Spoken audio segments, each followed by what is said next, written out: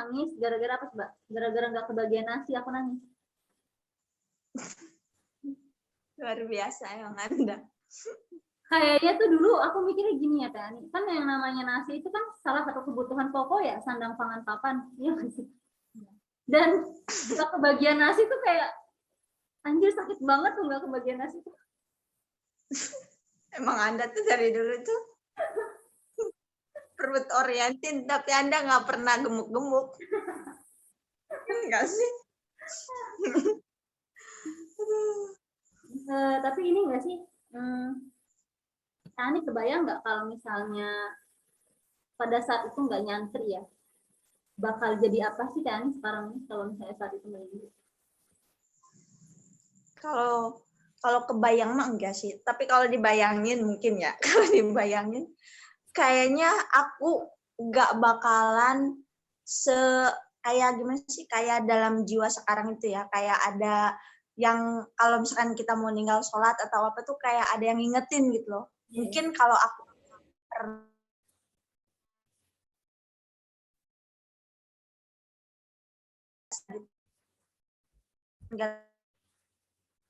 pesantren juga, sekarang ngerasa nggak sih Teh Uswa kayak hal kayak ninggalin sholat di lingkungan kita itu kayak biasa ya, di lingkungan kita yang sekarang tuh kayak biasa. Kalau di lingkungan aku ya kayak biasa.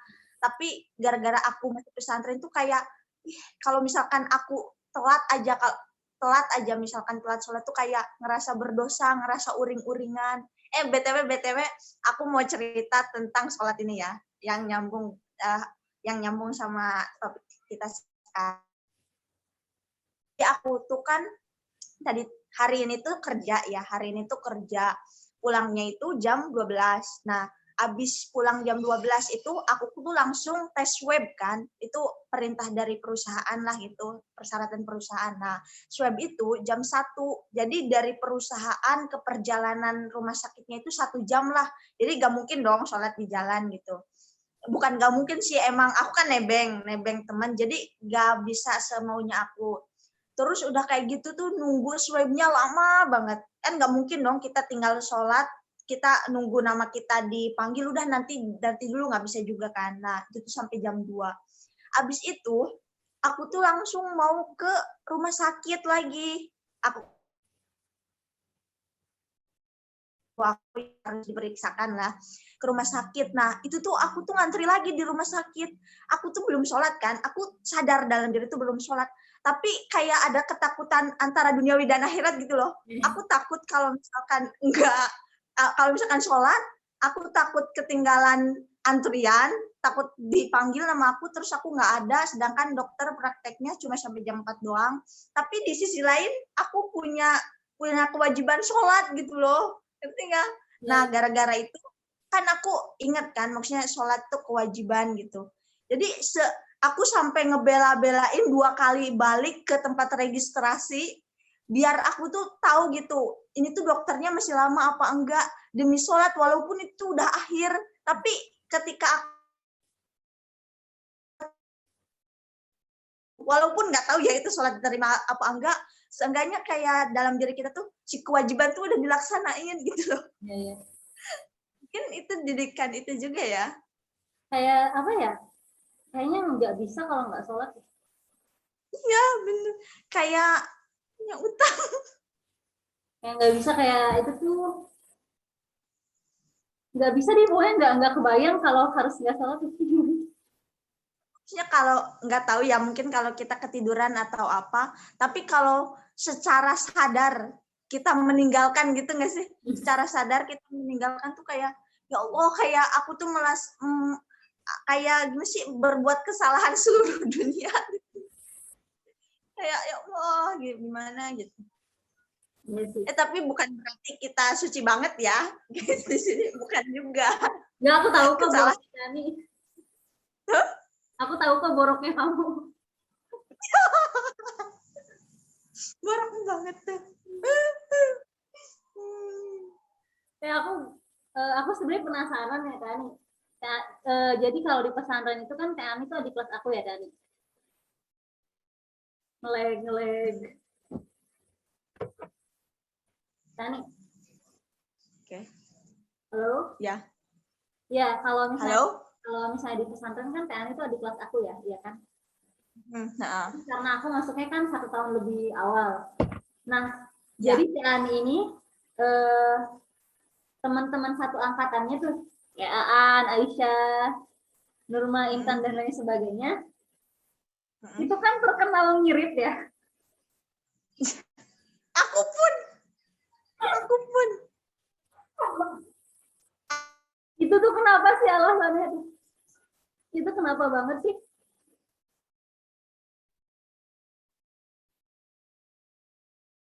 Kayaknya aku developer ngiritnya deh. Kayaknya aku. Ya nggak sih? Enggak, aku kan pernah cerita nih Dani. Aku tuh pernah cerita waktu itu sama siapa ya? Sama si Aan apa sama si Nurma gitu.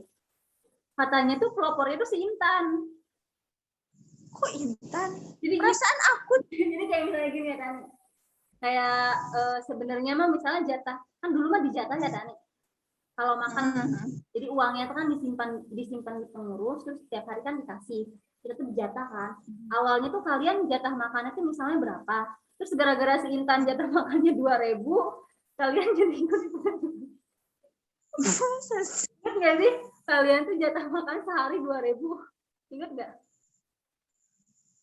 Emang nggak tahu sih, nggak inget. Yang Kalian seingat tuh, angkatan kalian tuh jatah makannya 2.000 sehari. Jadi pagi gope, siang gope, sore gope. Iya, kamu nggak ingat? Kamu tuh yang aku inget tuh, aku tuh makannya itu suka beli kecap sama kerupuk. Kan kalau kecap sama kerupuk kayak makanan yang nggak apa-apa gitu ya, buat nggak sekali makan juga bisa disisain buat nanti.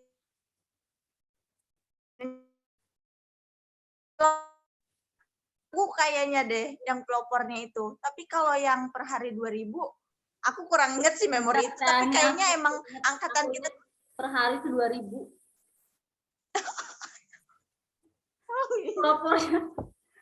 Pelopornya si Intan. kayaknya deh. Terus tahu nggak sih makannya itu? Tahu nggak sih snack yang warna oranye, tahu nggak sih? Oh ya, tahu. Apa sih namanya? Yang gope tapi harganya tuh harganya gope tapi isinya banyak banget. Terus kalian makan pakai nasi itu sama itu doang.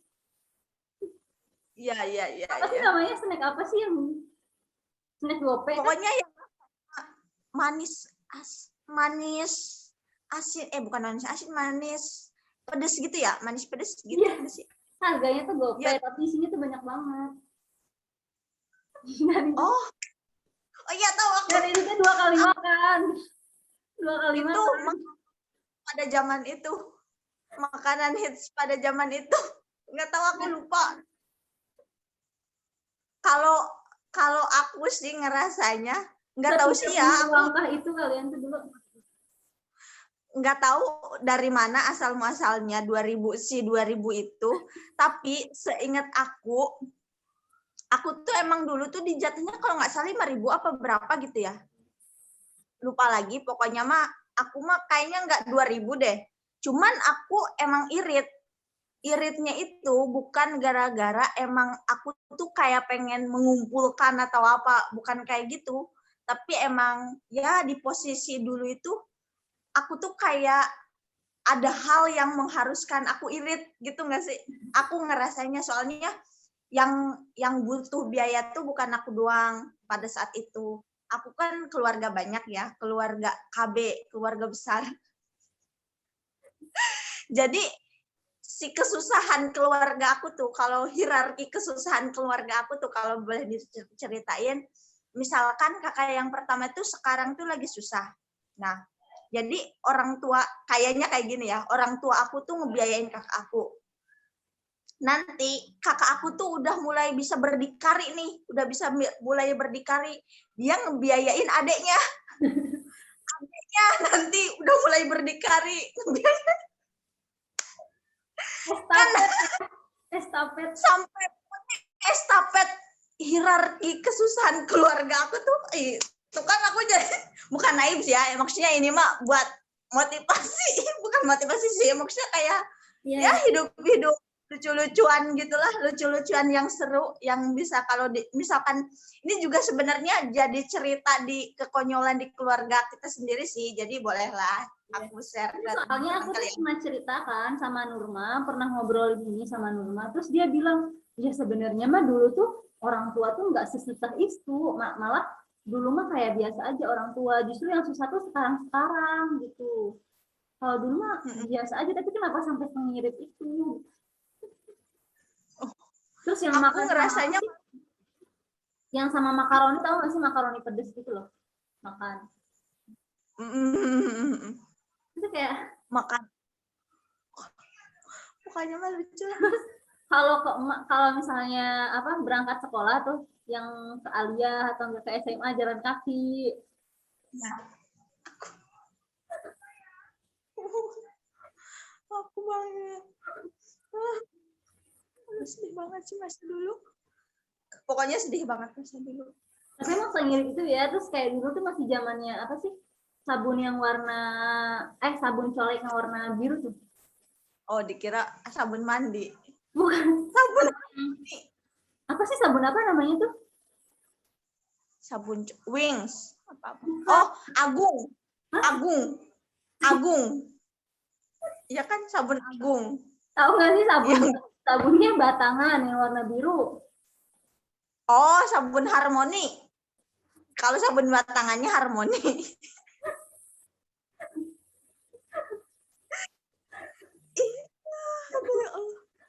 Pokoknya Terus tahun odolnya tuh odol merek Close Up tuh. Close Up ya? bukan. Itu Citaden. Close Up itu hierarki tertinggi. Citaden. Ciptaden. Terus kalau deterjen Boom. Bom. Itu sumpah murah banget Boom tuh. Iya bener. Sampai panas ke tangan. Iya nggak sih? Kalau aku sih ngerasanya dulu bukan ngirit itu. Kalau aku sih pengennya mah ya hambur ya gitu. Maksudnya hambur. Gara-gara keadaan sih. Aku mah bener-bener gara-gara hierarki keluarga aku tuh masih pada kecil-kecil. Masih sulit berdikari gitu loh. Tapi ngerasa sekarang udah stabil belum? Kan Tani udah kerja juga kan? Kalau buat diri sendiri Udah sih, ngerasa aku ngerasa kayak, maksudnya sekarang tuh ada di tahap yang oke, gue stabil nih gitu. ya. Kalau aku pribadi sih, aku ngerasanya di tahap stabil. Cuman aku tuh kayak tipikal orang yang kayak kalau orang di sekitar aku nggak cukup, aku tuh kayak ngerasa belum cukup gitu nggak sih? Maksudnya Jadi harus aku bisa circle ya cukupnya. circle aku gitu. Tapi kalau untuk diri sendiri sih aku ngerasa cukup banget, cukup lebih dari cukup lah. Aku pengen apapun aku ya sekepengen aku sih aku bisa nutupin lah. Gitu. Tapi by the way ya, mungkin aku juga salut sih sama Tani. Karena kan Tani kerja kan full ya. Terus bisa sambil biayain kuliah sendiri juga. Karena maksudnya kalau udah kerja tuh kayak udah males gitu nggak sih buat misalnya mikirin pendidikan. Tapi Tani kan ya pendidikan selesai 4 tahun gitu kan. Ya, kalau aku sih tipikal orangnya gini, kalau aku udah ngejalanin, jadi biarpun sebenarnya aku tuh pernah di masa galau juga sih, semester 5-6 lah, di masa-masa galau, lanjut enggak gitu loh. Cuman aku mikirnya aku kalau udah mulai sesuatu, aku biarpun itu nggak bagus, aku harus selesain gitu loh. Aku harus selesain gitu, aku tipikal orangnya kayak gitu sih. Sebenarnya aku pernah di tahap pengen mundur juga kalau Teusa belum tahu. Semester 5 apa 6 gitu. Udah sulit banget itu, kayak pendidikan sulit, keuangan juga itu tuh lagi sulit banget. Pokoknya mah itulah, begitulah masa-masa sulit.